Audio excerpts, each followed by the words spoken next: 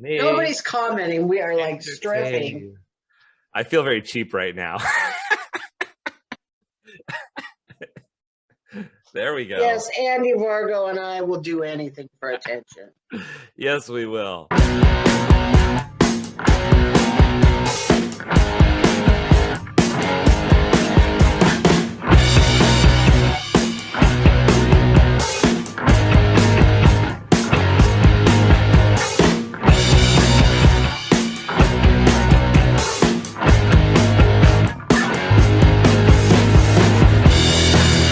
Welcome to Scrutiny with Cheri and Andy.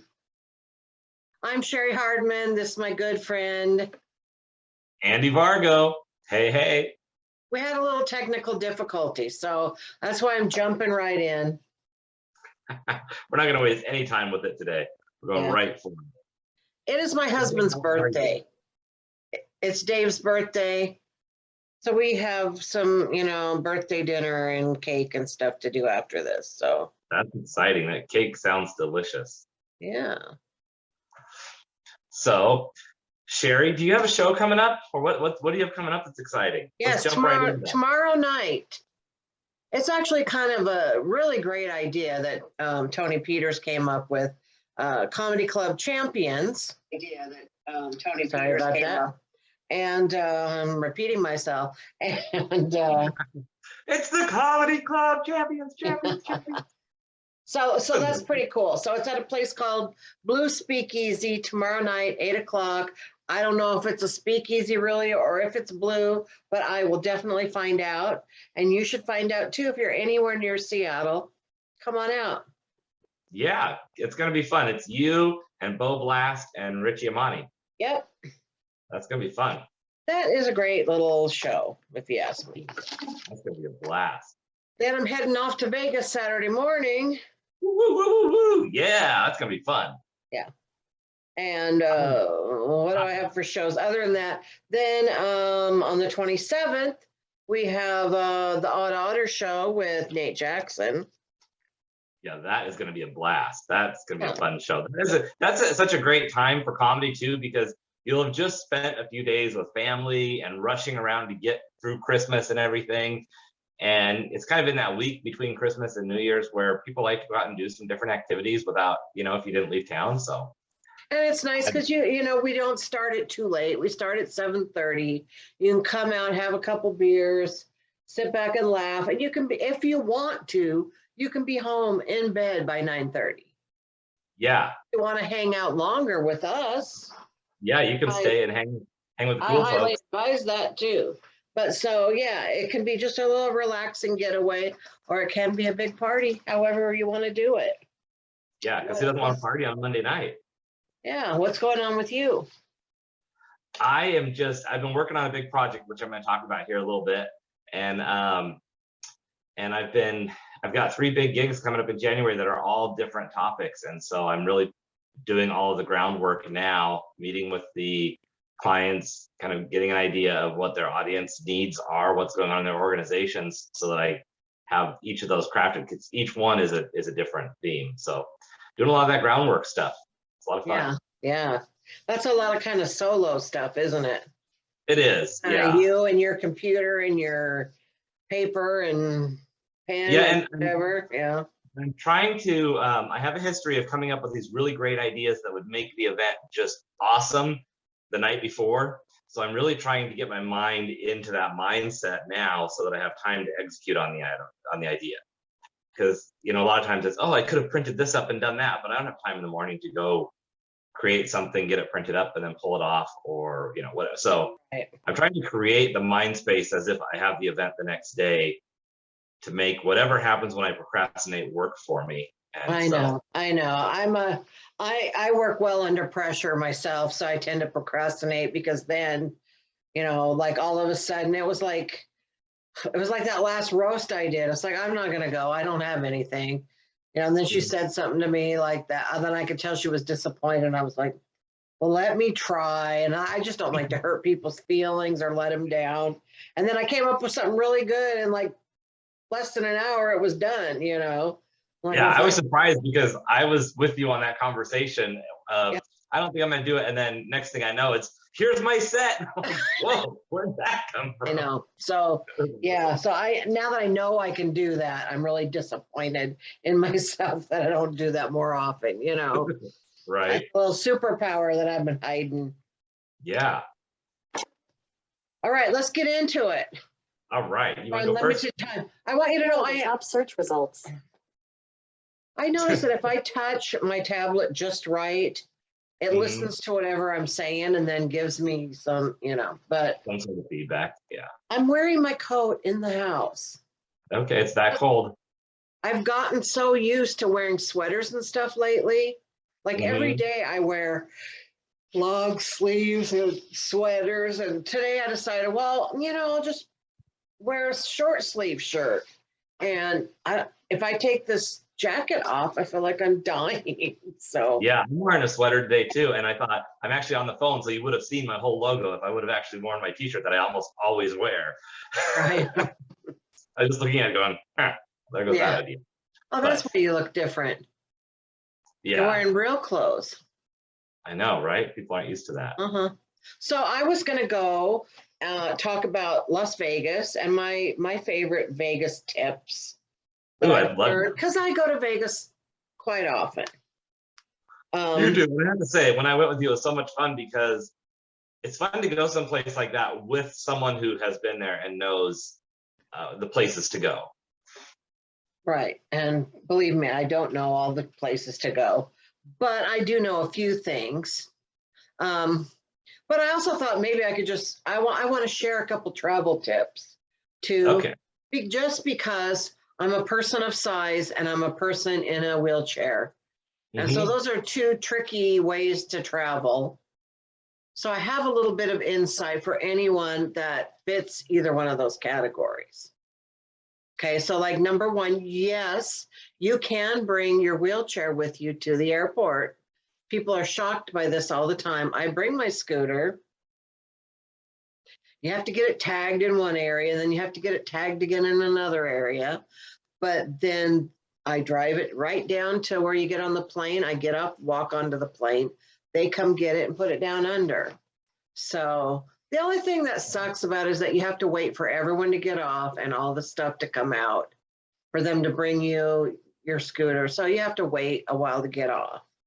So you definitely have to. Sounds like you have to plan more time on the front and the back side. Just right. But it is, well, they let you get on first, which is fabulous, especially if you're flying Southwest, you know, where seats are not assigned.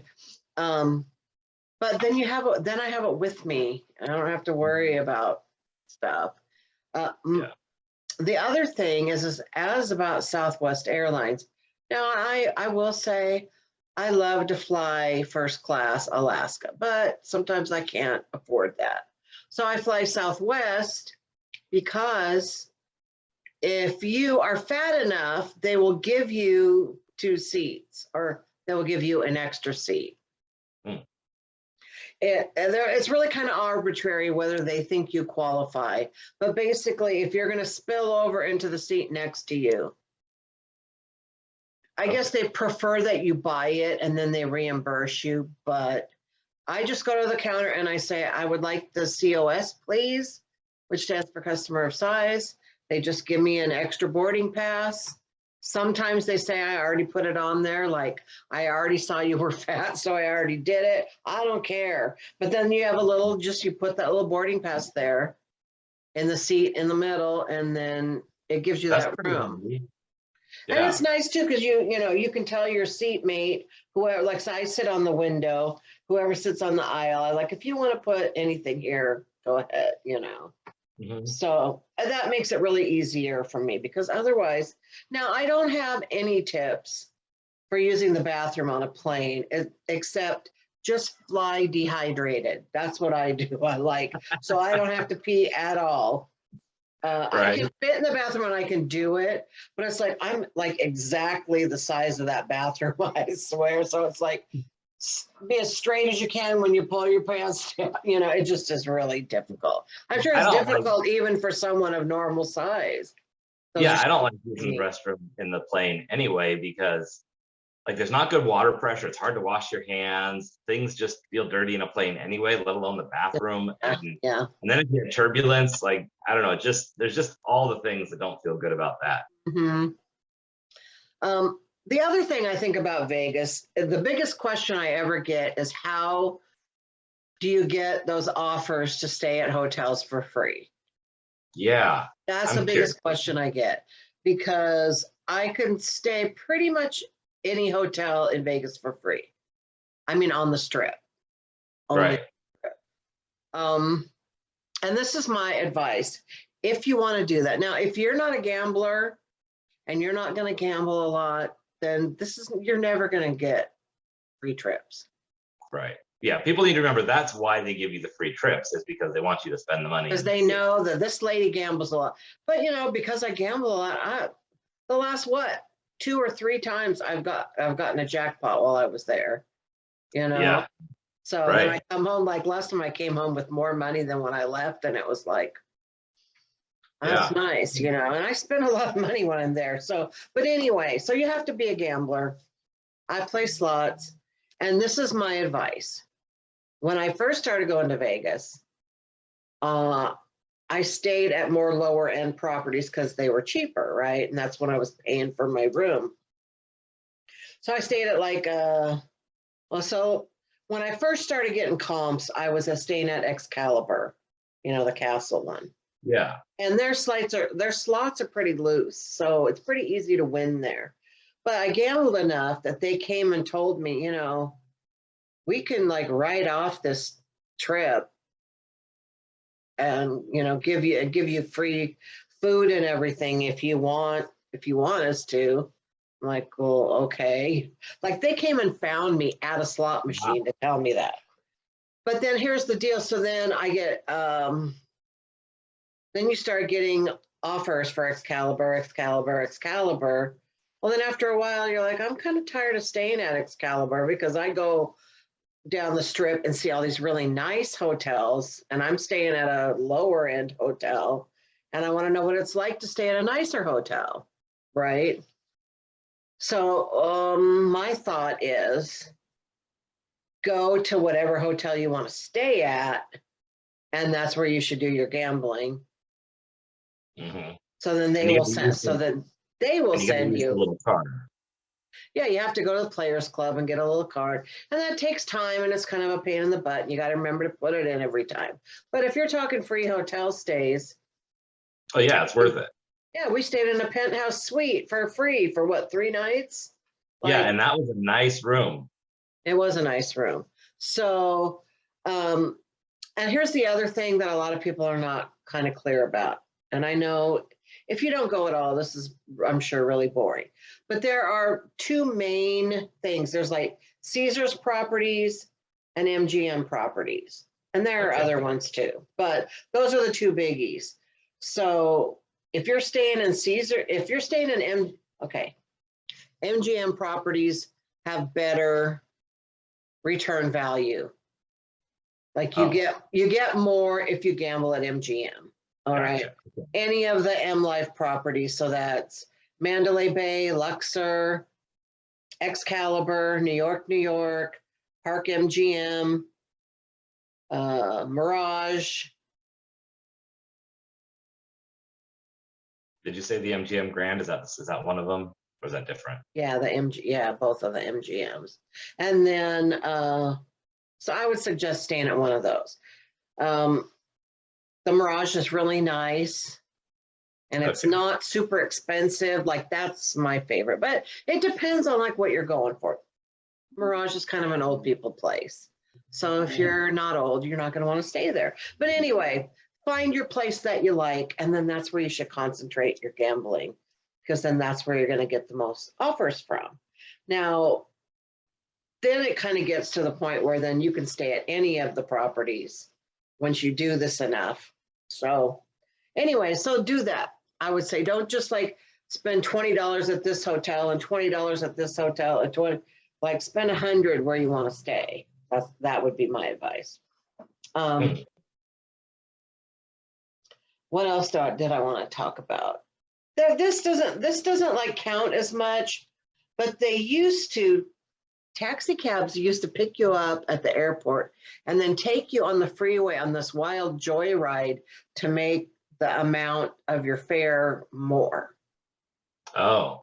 Well, they made it just recently, like in the last year or so, that it's a flat fare from the airport to different, To the hotels. Okay. like right away, there's a list of how much it costs to go to each hotel. So they don't do this anymore. But if that ever happens to you and you're going somewhere in Vegas and they take you on a wild goose chase, you look in their dashboard. They always have a card that has the taxi cab authority's phone number and their cab number.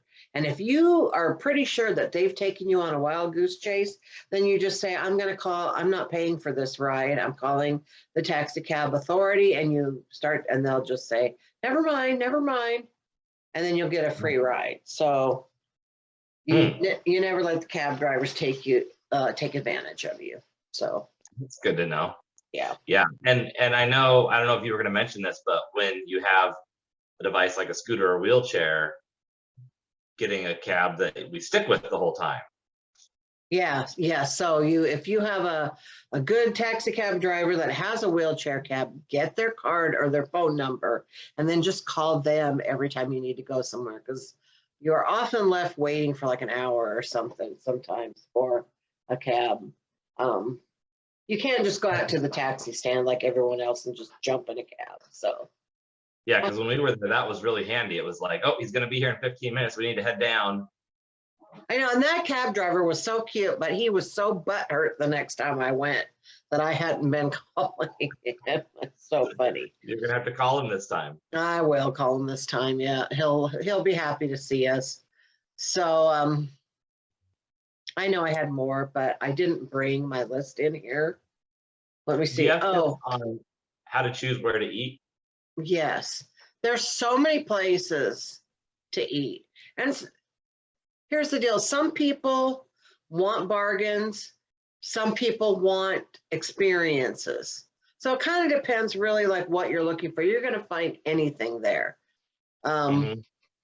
Since the quarantine though and stuff and all that, it's harder to find food late night in Vegas. You can't find food just any time of night anymore like you could. So I spent a lot of time lately in Vegas hungry. Which is ironic of all places that you can't get food in Vegas. I know. And it's like, I'm in Vegas. I don't want to go to Denny's. Like I could go to Denny's anywhere. No, thank you. So that's really my goal whenever I go out of town anywhere, is don't eat anywhere that I could eat at home. Yeah, I like that idea. That was the last day that I was there after you had flown out in the morning, and I was leaving at like 8 at night or something. And so I kind of had the day, and it was 900 degrees outside. But I just wandered up and down the strip, and I checked all my stuff at the hotel desk. But I ate at that little cafe outside of Paris. It's kind of expensive, but I was able to get a spot right up on the ledge and just sit there and watch people watch, and across from the fountain at Bellagio. And it was just a nice time where I didn't mind paying a lot of money for my lunch because I wanted that experience of sitting outside. I specifically wanted to sit inside because it was nice out, and I couldn't do that up here all the time. One nice restaurant to eat at, if you do want like a nice higher end, the top of the Stratosphere has a really nice restaurant, and it's like the Space Needle where it goes around while you're eating. I mean, it doesn't like spin you like that, but so it's nice. You get food everywhere. Yeah. But it was funny because I went there with my ex, and he was like, he would go to every table and be so nice, and we could hear him like, is there anything else I could do for you? You blah, blah, blah. And then he'd come over to our table, and he was totally rude to us. Like, oh no. It was the weirdest thing. We were actually just laughing by the end of it because it was like so obvious he didn't like us for some reason. Not funny. Wow, it's too bad. But the other thing that I want to suggest is if you don't know where you want to stay or where you want to eat, little do you know that there's like so many channels or whatever on YouTube that are all about Vegas. There's a guy named Pompsie, Pompsie. He does hotel reviews mostly. And so you can actually go in the hotel, look around and see it. There's also Travel Ruby. She does food too. So it kind of helps. And they'll do ones where specifically like the cheapest places to eat in Vegas. I highly recommend all of those because those are really good. I was wondering if you were going to mention Pompsy because I know Andrew adores him. And have you met him yet or tracked him down when you're there? No, I have not met him yet. I've tried, but I just haven't accomplished it. I have had him talk to me. I've sent him money on one of his live streams and had him say hi to Andrew. But I got Andrew a Pompsy shirt for Christmas. Ooh, and I'm going to bring it with me this weekend in the hopes that it can be a signed Pompsy shirt for Christmas. Yeah, you don't forget to take a nice like Sharpie or something with you. Yeah. You know, as a matter of fact, I should Instagram him and ask him about that. So, that's awesome. So there's lots of stuff to do in Vegas. So if you ever have any specific questions, I love to talk about it.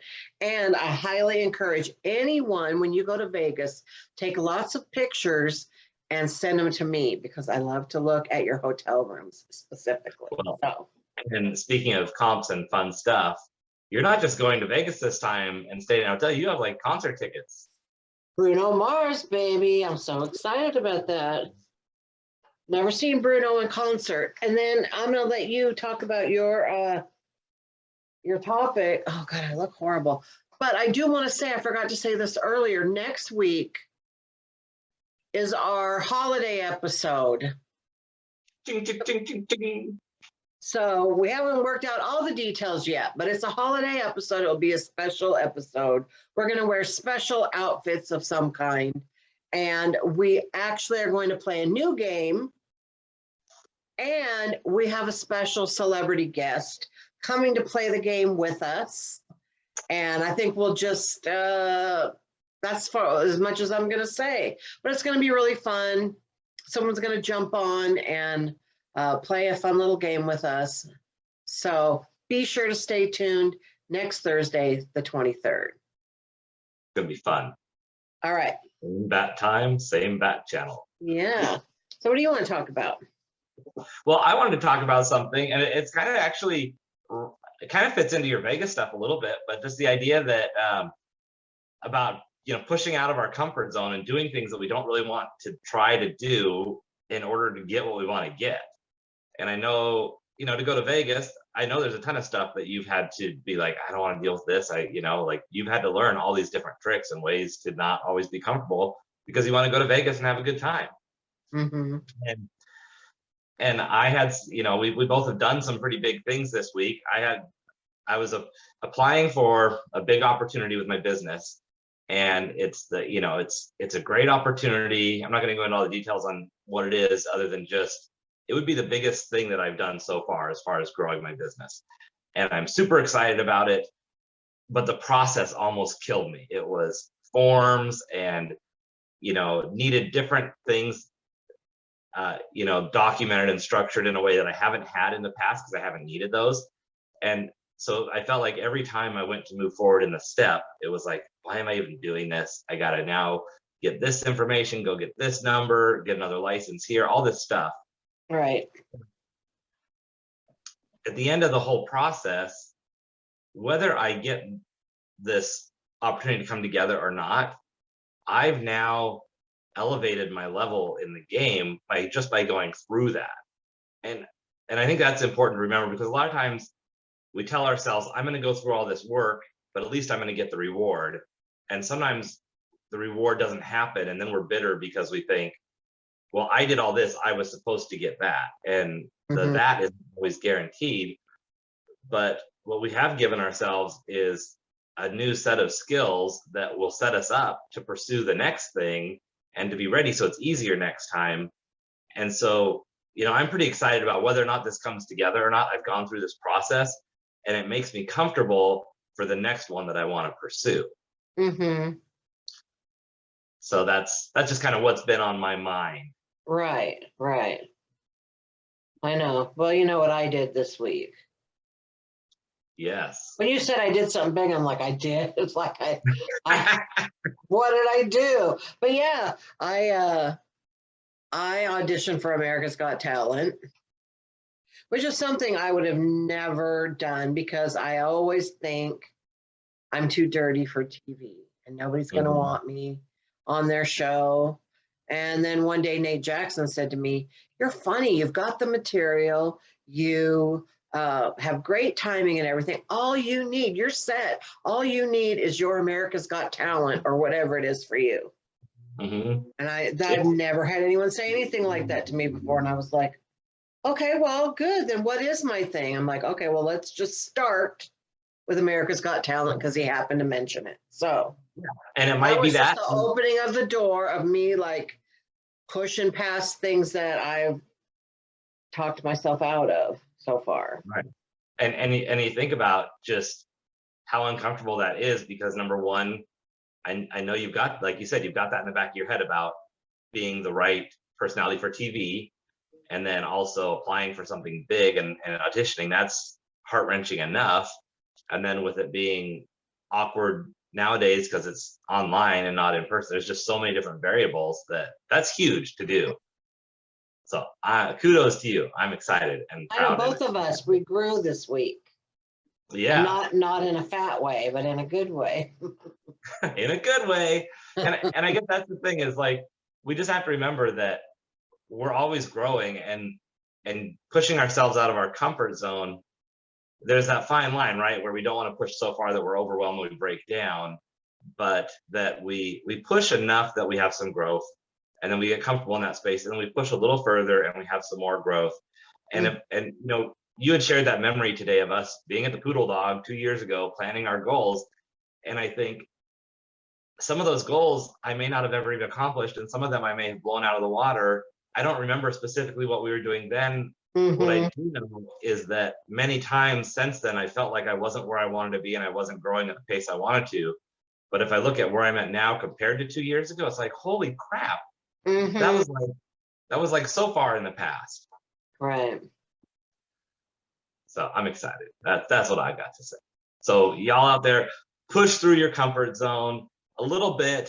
Have a good bestie around to, hold your hand, give you some encouragement.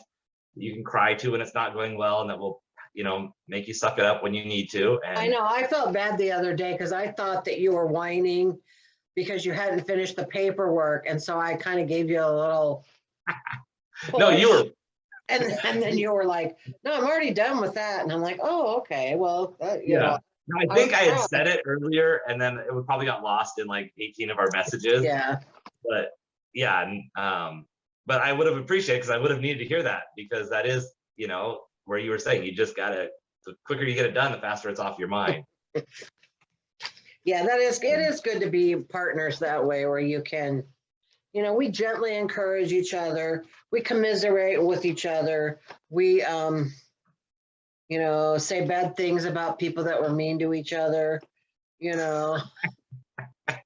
do all that for each other. Yeah. Sometimes the other person deserves a day to mope, Mm-hmm. and then all right, asshole, get up and keep Right. working. So You're like, okay, I could listen to that on Monday, but it's Wednesday now, and I'm done with that. I know. Like, When I was I'm moving on with my week. when I was in Mary Kay back in the day when I was in the evil cult, my director used to give us how long, like if we had a big disappointment, it was Mhm. like 3 minutes, 30 seconds. I don't remember, but a very short window of time. Like, okay, you can whine and complain all you want. Go. And then it was like, okay, when you were done, you were done. Yeah. Yeah, we're moving on. There's a little lack of empathy there, but I appreciate the sentiment of that, Yeah, it is. Don't wallow in it. Yeah. It's you? anything. No, go ahead.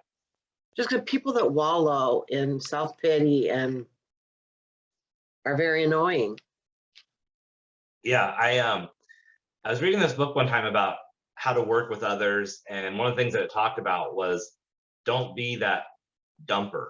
Like, don't bring people down when you're around them, and be the person who comes in and dumps all your problems on somebody because you need to vent and get it off your chest. And then you go about your day and you feel better because you just threw up on somebody all over their desk. And they're like, I don't want to be around this person. And so it made me very aware, because when I was reading that book, I was in a situation where I was in a very bad marriage and I had a very cantankerous boss. And both of those personalities were very similar. And that about put me over the edge. But I remember I had a coworker that was kind of my venting buddy. But I remember reading that and I thought, oh my God, am I doing that to him? I need to really just think about not making our relationship all about me doing that. So. Right. I know earlier this year, I was in my classroom and a teacher came in. It was when my teacher wasn't there those first 2 weeks. And so every period we had a different teacher. And she just walked in and just vomited in our room about, oh my God, I can't believe it. Blah, blah, this is going on and this is going on. And I didn't even know her. And by the time she left an hour later, I was exhausted. And I thought, oh, I'm glad I'm not in her classroom. You know, I mean, we all have our moments where we, you know, but wow. It really gave me an idea of like how one person can really come in and F it up for everybody else. Yeah. And I think one thing that's important to remember too is, you know, we know people who we know just we view as more positive, and other people that we view as more negative. But when we go into that negative space, that can be pretty addicting, and we can become that negative person that we haven't seen ourselves as, or other people haven't seen us as. And 6 months, a year down the road, all of a sudden you realize you're the negative Nelly in the group, and you might not even be aware of it because you're just complaining so much because that's what you've conditioned yourself to be okay with. So you really do have to, I think that 3-minute rule, or whatever the time frame, like you said, while it is a little unempathetic, sometimes you have to have that harsh boundary and help people realize. Yeah. Well, and there are people that I've had in my life that are like, say there's one person that I knew that she's always very interested in you when there's something wrong in your life. Yeah. And she just feeds into it and she gives you all the sympathy and all the empathy. And oh my God, tells you her stories like that. So that every time something bad happens to you, you want to go talk to her because she's so empathetic. And then at some point you realize that every conversation is a downer, or it's negative, or it's about disease or health problems or somebody dying. And it's like, why would you want to be that person that everybody comes to when somebody's died or sick, you know? Yeah. I remember when I was in middle school and high school, there was a gal at our church, and they had just started recently doing a thing where anybody could open up and say, add a name to a prayer list kind of out loud. They'd say, you know, please add who you want to pray for. And every single week, there was somebody that this woman was connected to who had a major life crisis, you know, like brain tumor, cancer. She sought that out. Yeah, and it was always like, please pray for my cousin's wife's brother who this, and please pray for my nephew's, you know, firstborn. And while it's very meaningful and thoughtful, it was just like, do not ever marry into that family, because you will be stricken with the worst fate you could imagine if you are too close to that woman, is how it felt. But right.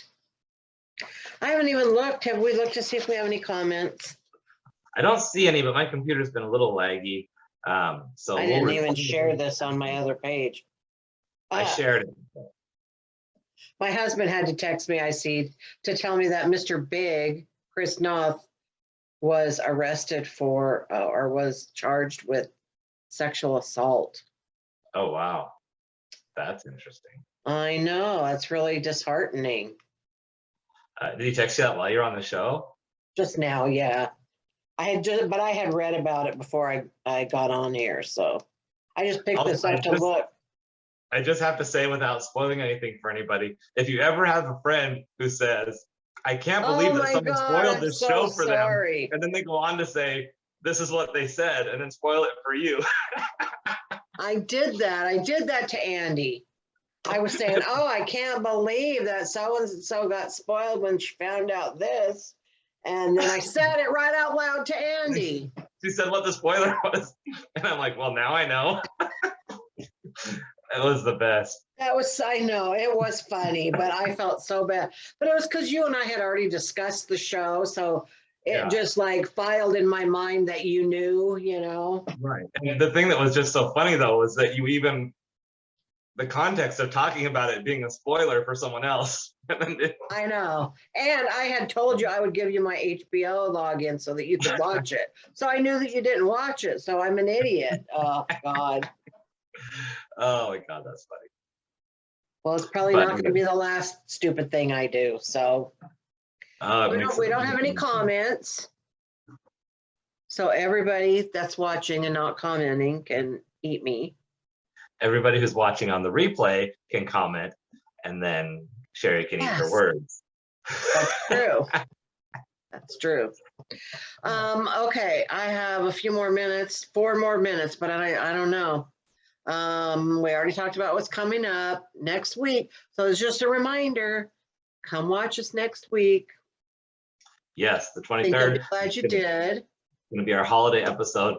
And I'll give you a little spoiler. I'm planning a little night out on the town for the 28th, which is the day after our Mae Jackson show.